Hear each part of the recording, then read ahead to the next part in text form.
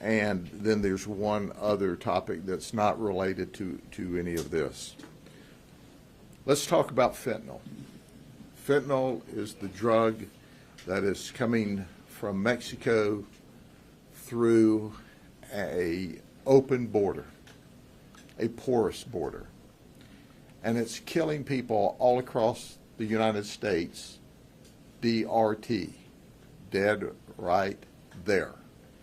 And what's important to understand is that it doesn't need to be this way, but since 2018, more than 250,000 people have died as a result of this horrible drug coming to us through the border. 250,000 people. Now, I want you to think about that for a second. If 250,000 people in this country were dying any other way, there would be major attention to that. Well, everyone that's died is someone's son, daughter, brother, sister, relative, mom, or dad. We care. Those of us here today really, really care. But it appears that that's fallen on deaf ears. It seems like every time I stand up here and talk about a fentanyl operation that we work with our colleagues, I'm saying it's the largest fentanyl seizure in the state of Florida. And once again, that's what I'm saying today. With the seizure of 14 kilos of fentanyl, this is the single largest seizure in the history of Polk County, and that's nothing to be proud of. However, we seized it because we're very proactive, because FDLE is simply the best, because Brian Haas, our state attorney, is simply outstanding and makes sure that dopers that are killing people are held accountable along with other criminals. Our state attorney general, Ashley Moody, says, look, nothing else matters if the people of Florida aren't safe and don't feel safe. So we actually began this investigation in August of 23. That's when we began to get information about this Mexican organized crime drug trafficking organization. And as we develop the information, you can well expect that the picture I'm about to show you includes 2 of the 4 of these arrests that we've made here are illegal, illegally in this country. That's right. They didn't come here to better themselves and their family. They came here to kill people in America with a deadly drug through a porous border that we need to seal off. Let me introduce you to this group. This is Sergio Garcia. He's 52. Let me tell you a little bit about Sergio Garcia.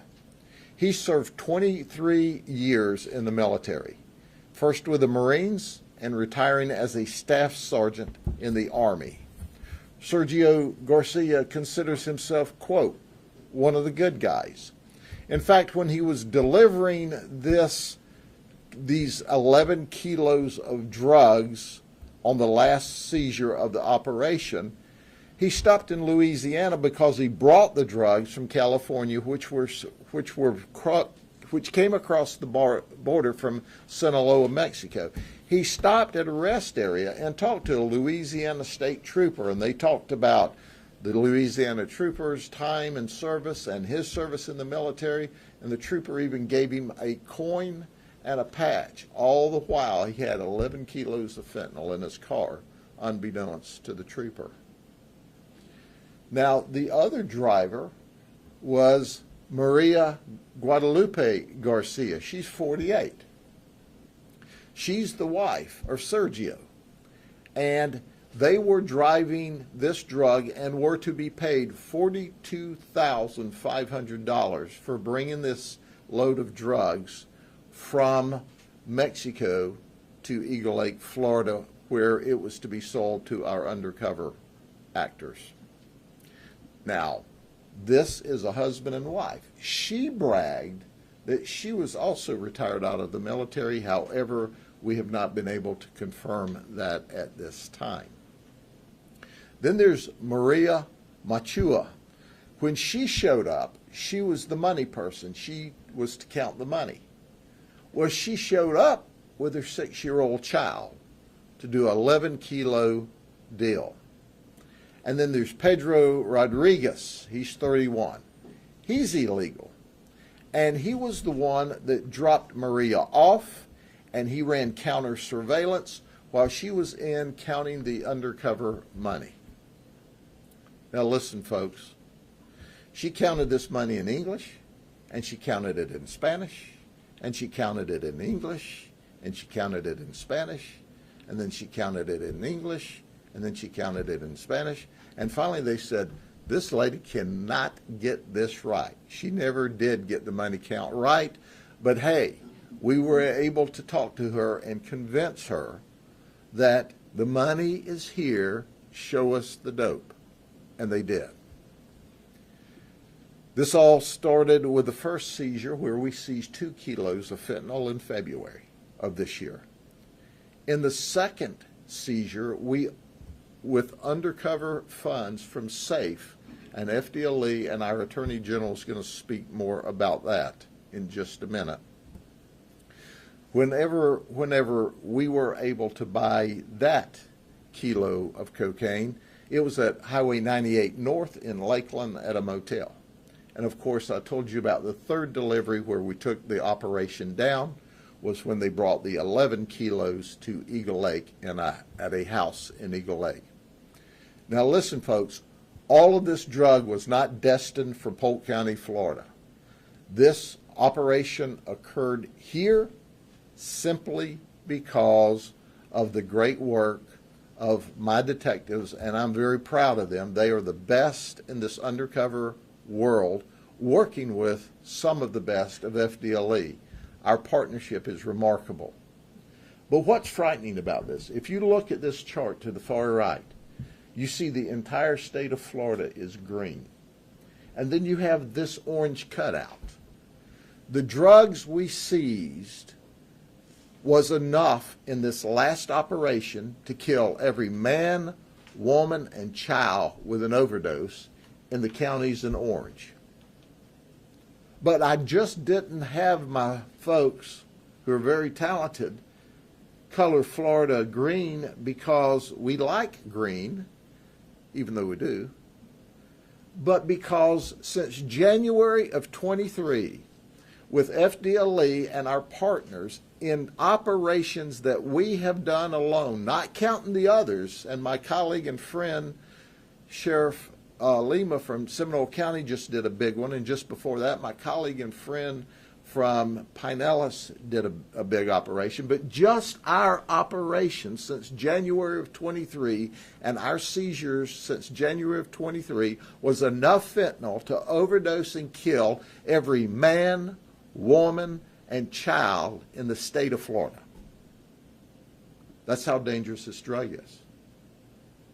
The details I'm going to leave to our state colleagues, but I've got to say on behalf of all the people of this county and of this state, thank you to our Florida legislature and the visionary Governor DeSantis for making a lot of money available through our partnership with FDLE so that we can get to these big players. Because keep in mind, we're able to operate at the top levels now, and we're catching this drug before it gets down to the next layer of traffickers and the next layer of traffickers and the next layer of drug dealers that are poisoning our children. I couldn't be prouder than I am of all of the work. In addition to that, since 2023, there have been a lot of people die of fentanyl overdose in Polk County, but my deputies have saved 23 people with Narcan. So you can see this is a dangerous, dangerous problem.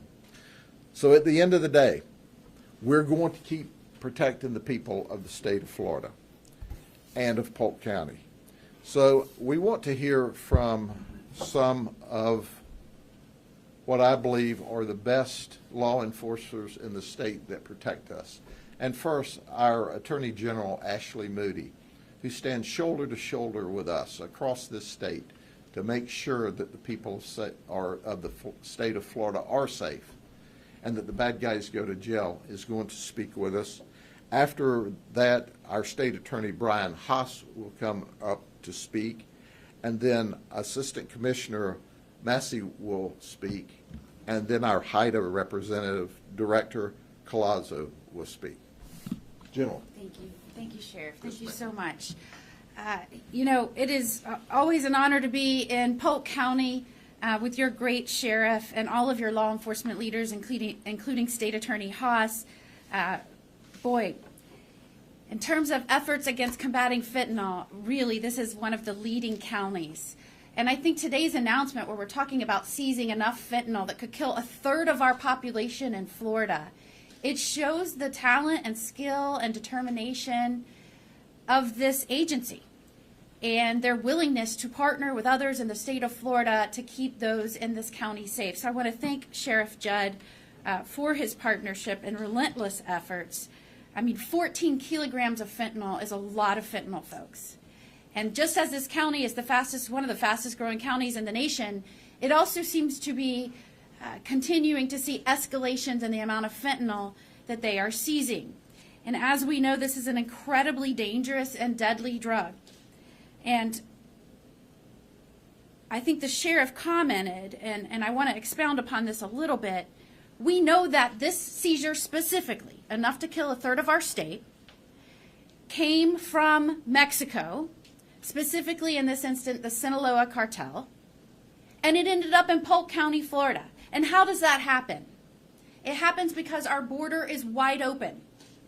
Just since 2021, since Biden took office, over 10 million people have poured into this country. Many have been given a free pass to walk right in with a handshake and a welcome. Many have avoided any type of welcome and just walked on in themselves. And some of those we've just arrested. I want to point out that the administration has not acknowledged that we are now losing more people to fentanyl than any other cause, especially in our working age population. That is a tragedy for a society. Working age, fighting age population, we are now losing to overdose. And it wasn't picked up widely, but I want to remind everyone and follow up on what our sheriff said, and I'm thankful for him for being frank with the people here about what's happening and where this is coming from and why so many officers are having to face a challenge that they never thought possible when they first took the oath and put on the badge. A couple of weeks ago, the Mexican president, Lopez Obrador, said, again, just a couple weeks ago, that he was adopting a Mexico First policy and that he was not going to fight the cartels, violence with violence. It was going to be hugs, not bullets. And that the drug problem and the 110,000 deaths in this nation was a U.S. problem, not a Mexico problem. And he said, I will not combat the cartels to help the U.S. Mexico first. And so now, ladies and gentlemen, I don't know if you've seen this announcement, but now we have two presidents that are Mexico first. The Mexican president, Lopez Obrador, and the U.S. president, President Biden. In fact, not surprisingly, the response of this administration to that, in full display of cowardice, was we have a great partnership with Mexico. That is utterly untrue. In fact, Mexico is doing nothing to stop this flow. And I would submit to you that a real leader of this nation that was concerned with the #1 death of American citizens, by far, and by the way, the U.S. loses more to overdose deaths by far than any other country. I would submit to you that appropriate response would not just be, we are going to address the cartels with hugs, not violence, but how about how I have demanded and suggested in that we declare the cartels terrorist organizations and we designate fentanyl as a weapon of mass destruction and meet that deadly challenge with the appropriate response that any leader in their right mind would do. And yet, the deputies here in Polk County and the FDLE agents and our HIDTA task forces are left to fend with this overwhelming surge of fentanyl, the deadliest drug that we have seen flowing into our country at this magnitude. They are left to engage and defend and stop and deal with on a daily basis because our president will not do what he took an oath to do and stand up for the safety of this union.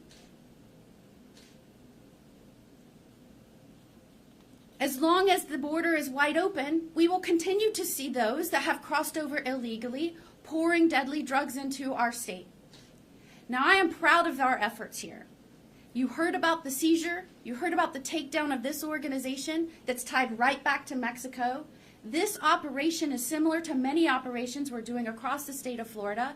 Part of that is funded and supported by the SAFE Act that this legislature passed.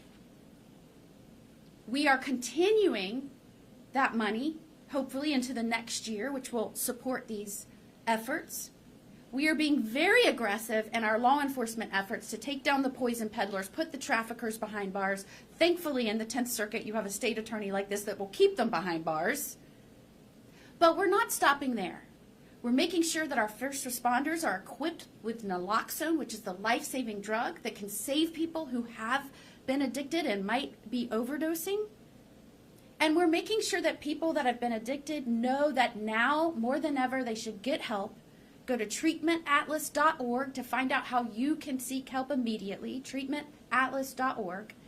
Because if you have had a substance abuse issue in the past, now, fentanyl being laced into every drug that we have dealt with, it could be the last time you use. DEA says now 7 out of 10 counterfeit pills they are seizing contain a lethal amount of fentanyl. I can tell you the fentanyl seized today would have likely gone into pills, and those counterfeit pills would have likely killed Floridians, including children. We're getting it right here in Florida. We're doing what we can do. We are ferociously fighting back through law enforcement, through treatment of addiction, through equipment of our first responders. In fact, we're seeing a glimmer of hope. And while the national death rate continues to spiral upwards, in Florida we've seen a 5% reduction in opioid deaths, a 3% reduction in fentanyl deaths, and right here in Polk County, because of the great efforts of this sheriff and other law enforcement, we've seen a 4% reduction. Now, are we out of the woods? Absolutely not.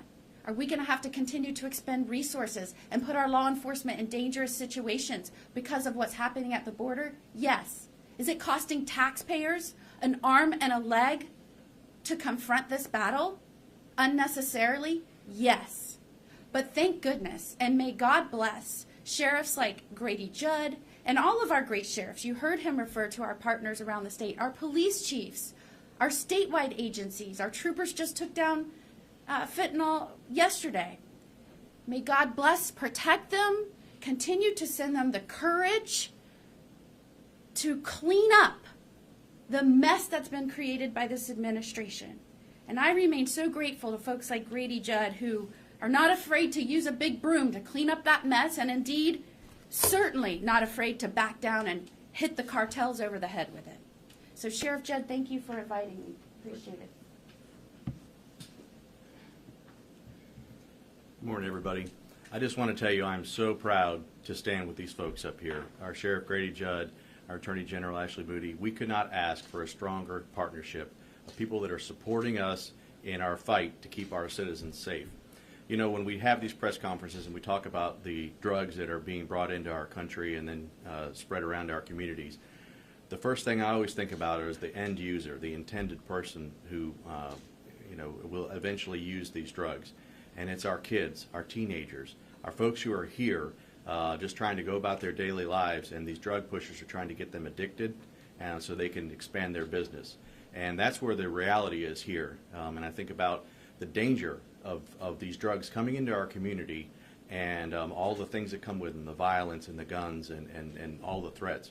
The Eagle Lake location is less than 5 minutes from where I live. This impacts everyone here.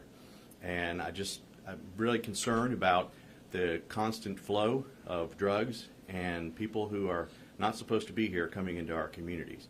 You know, last year, my family and I took a trip where we visited another country. When we got to that country, we were subjected to all kinds of questions and pictures and all the documentation that is needed. And I thought it was probably a good idea.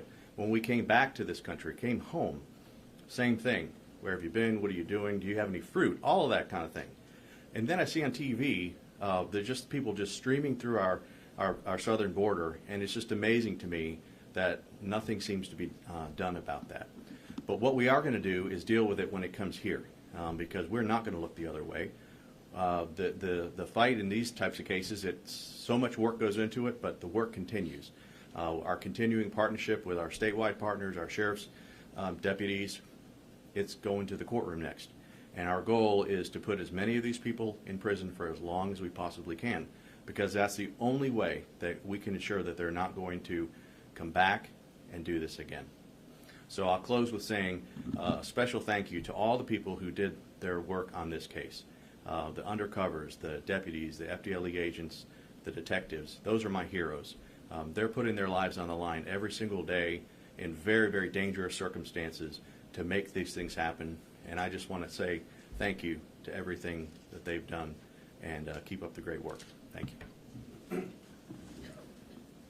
Good morning. As the sheriff said, my name is Lee Massey, and I'm one of the assistant commissioners with FDLE here representing Commissioner Glass, who could not be here today, though he tries to be at all of these. And I'm going to just sort of give an overview of what the sheriff and the attorney general and the state attorney has said, in the sense that we're just extremely fortunate in this state, and especially in this area, to have law enforcement leadership that takes the proactive approach, sort of turns people loose and says, go do the job you're paid to do, that the citizens of the community expect. And before I talk a little bit about SAFE and the great support we've had from Governor DeSantis, Attorney General Moody, the entire cabinet, and the entire state legislature, I want to talk a little bit about, though we can bring those resources to the table and help with the ability to complete these investigations, what we can't do is supplant or in any way do anything to help with just the investigative talent and the risk that the men and women that go out at midnight, 2, 3, 4 in the morning, meet these bad actors, put themselves in position of vulnerability. This is a high-risk job. And there's very rarely is there an opportunity to deal with somebody in this business who is not a bad individual, that is armed when they come to do the deal, or armed in some area of backup. It has a history of violence. So when the men and women that go out in the middle of the night and complete these transactions to take this poison off the street in an effort to protect the citizens of Polk County, the citizens of the state of Florida, the visitors that come to this great state, we should all remember that they are individuals, they have families, and they're not expected to not go home, right? But they put that on the back burner to go out and do this job. So as a 40-year law enforcement practitioner myself, I do, as the sheriff and the attorney general said, I do applaud them, and I do express my appreciation for the work that's done, and I understand the risk that they just go out and do, and they do it with a passion that's just unprecedented. So I felt it was very important to say that. As it relates to SAFE, and you've heard the sheriff and the attorney general and the state attorney reference this, this was an initiative that came out of last year's session. The legislature, the governor, the attorney general, the entire cabinet, and the legislature said, you know what, we're going to provide you what we can provide you as far as tools to complete this. Two of the biggest prohibitors to making these types of investigations successful are monetary resources and jurisdictional challenges. This SAFE program and the partnership with FDLE and the monies that the legislature has provided to us to get out to these agencies, that's removing those obstacles. And this is the reason we are seeing the successes we are. You guys have heard us talk about SAFE at this location numerous times, and the incredible success stories that have come out of this agency and others. Again, the governor has said it worked, the attorney general has said it worked, the cabinet has said it worked, the legislature said it worked, and we're going to do it again. So they have shown their support by doing what they can do to make this thing move forward. To date, 96 cases across the state of Florida. In excess of $12 million that's already been spent in an effort to combat this poison from getting on the streets of Florida. The dope that was taken off of this case, as the sheriff said, was not staying in Polk County. So every resident in every community in the state of Florida should show some appreciation to the efforts that came out of this investigation, because this poison was going to find everybody. And we, as a result of the efforts of these agents, the capabilities that were provided to us by the elected officials, we have been able to remove an incredible amount of poison from the streets of Florida, saving who knows how many lives. It's always been difficult to maintain stats on how certain programs are successful, because if you're successful, you don't have the stats to get. We don't know how many people may have or could have died from this if it would have gotten into the street, because we got it off, right?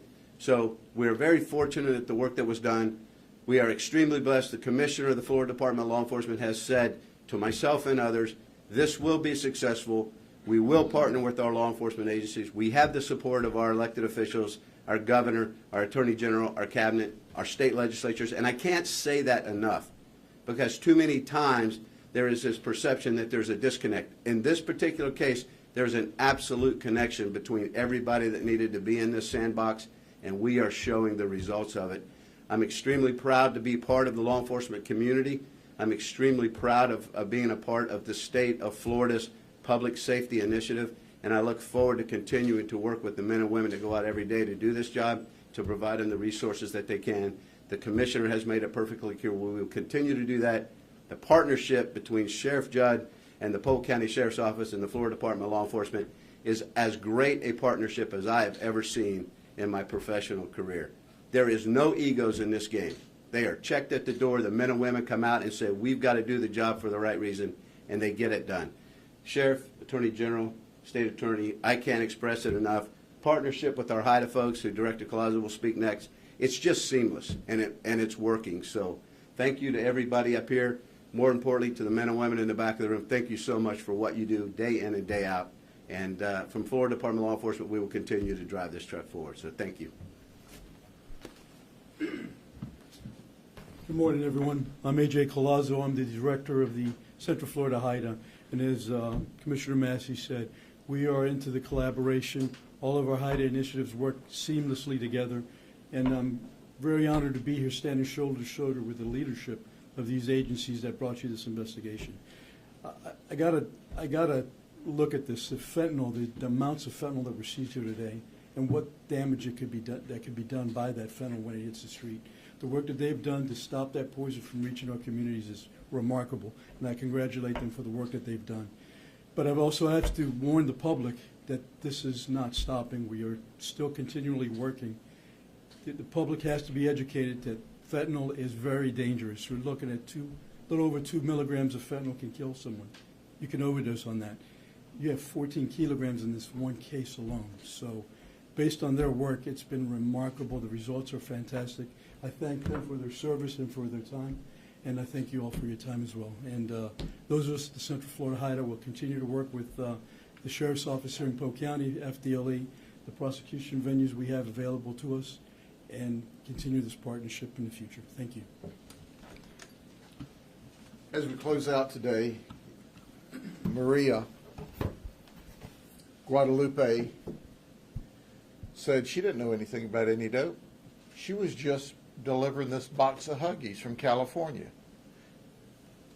Now, when's the last time that you picked up a box of Huggies that weighed 27 pounds? And that's the kind of illusion that they want to create, is this is not dangerous, but it's killing people. So Maria, we don't have any Huggies in the county jail, but we have you there, and that's where you're going to stay until our state attorney and his prosecutors lock you up for a very long time. So that's the end of that particular case, but it kind of segues into the next statement I want to make for you. If you think all of this drug was destined for just the state of Florida, you're wrong. Because of the wonderful work by our undercover detectives from the Sheriff's Office and FDLE, and all of their supervisors, we protected and saved lives across arguably the southeast United States, maybe the entire United States, because traffickers at this level that we were operating would send this drug all over the state, all over the southeast, and some would travel from other areas. We expect the criminal justice system across this United States to deal effectively with criminals. And the reason for that is all of the wonderful men and women of this nation, which are overwhelmingly just really good, genuine people, got up this morning, sent their kids to school, went to work. They're thinking about what they're going to do this weekend, how are we going to pay the bills. But they're good folks, and they depend on us in the criminal justice system to keep them safe. So let me show you an arrest we made. And we arrested Hermas Craddock in Davenport, Florida, at an Airbnb that someone rented for him, and that's still under investigation. And we arrested him for a warrant out of Pennsylvania, fleeing to elude, 2 counts of possession of a firearm, 2 counts of cannabis, escape, 2 counts of drug paraphernalia, 2 counts of driving while license suspended, 18 traffic criminal complaints, 2 counts of assault, reckless endangerment, 2 counts of DUI, evidence tampering, and he's in our Polk County Jail on no bond. And you go, okay, Grady, what's the big deal? He's got a lot of arrest warrants. But do you know why? Here's why. He was already out on bond when he fled from 2 Pennsylvania state troopers and endangered them and assaulted them, and he was locked up again. And this is Judge Zander Orenstein, okay? This guy was hearing what we call in Florida first appearance. Even though this guy is already out on bond for criminal charges and is facing more felonies, this goober smoocher let him go without posting a bond. Did you hear what I said? This guy who the people of Pennsylvania and Pittsburgh expect to protect them and keep them safe, let a very dangerous man out into their community, and he immediately fled to Florida. His mistake was he came to Polk County. But Judge Zander Orenstein, right, is supposed to be a judge that's supposed to use fairness, compassion, look out for the community. And what did he do? He sent a very violent person among the people of Pennsylvania. And then this guy fled because he goes, I'm not showing up for trial because they'll send me to state prison. He should have been locked up. This wasn't his first time.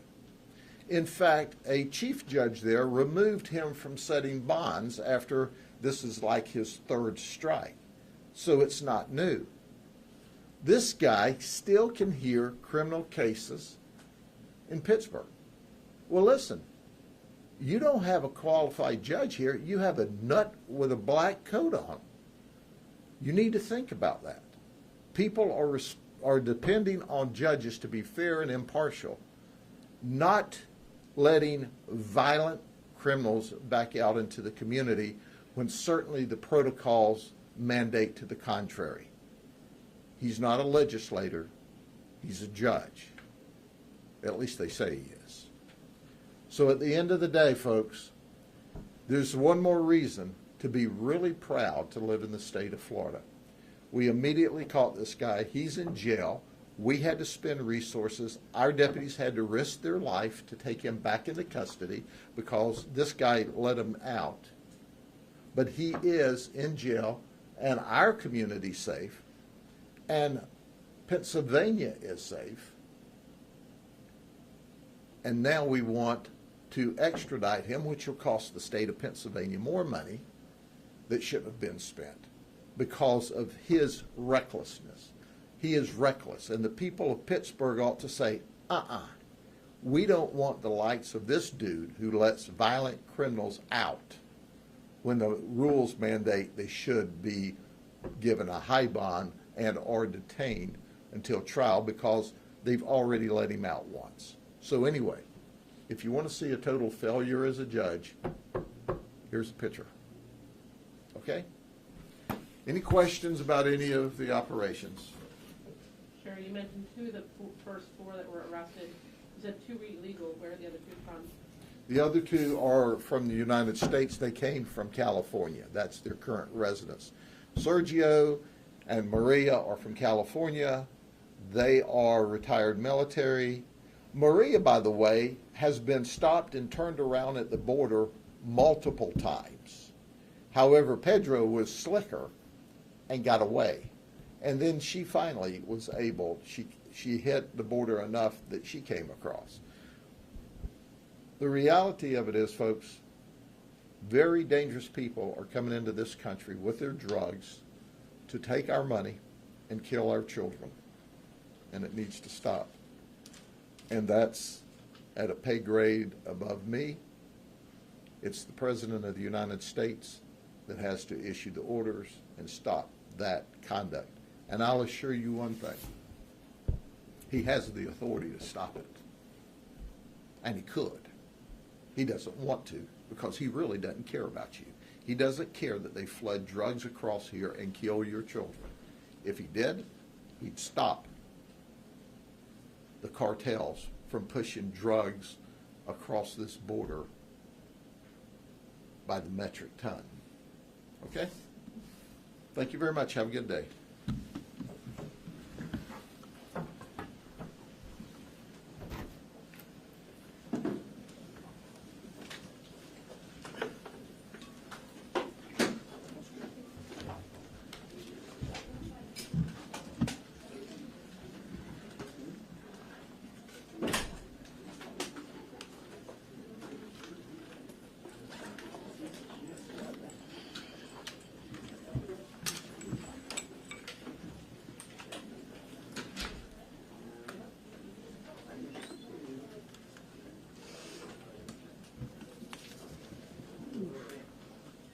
Hey, boys.